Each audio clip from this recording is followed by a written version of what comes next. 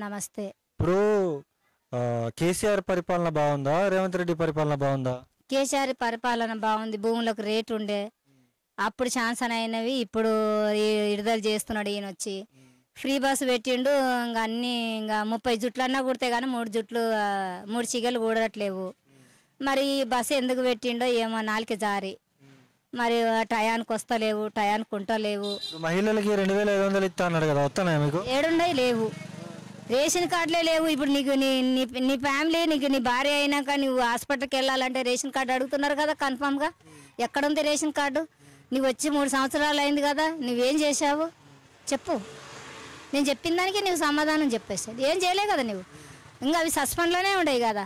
మళ్ళీ గెలిస్తే మళ్ళీ ఏం చేసేది తెలియదు దేశాన్ని. ఆయన చేసిండు మన కోసానికి, జాగం చేసిండు, పోయిండు, జైలు పడ్డాడో ఏం పడ్డాడో. కొంచెం భూముల కన్నా యాలివి ఉన్నది. ఇప్పుడు ఇది అదింత అమ్ముకుందామంటే దాని యాలివి లేకుండా పోయింది కదా. అది ఇప్పుడు ఇక్కడ జూబ్లీహిల్స్లో ఎలక్షన్స్ వస్తూ ఉన్నాయి కదా, ఎవరికి వెళ్తే బాగుంటుంది అనుకుంటా ఉన్నావు నువ్వు? ఎవరు గెలిస్తే అంటే బాగుంటుంది అంటే ఎవరు మనకు బాగుంటారో, ఎవరు సౌకర్యాలు. అప్పుడు పీజీఆర్ చేసి నిన్నాడు.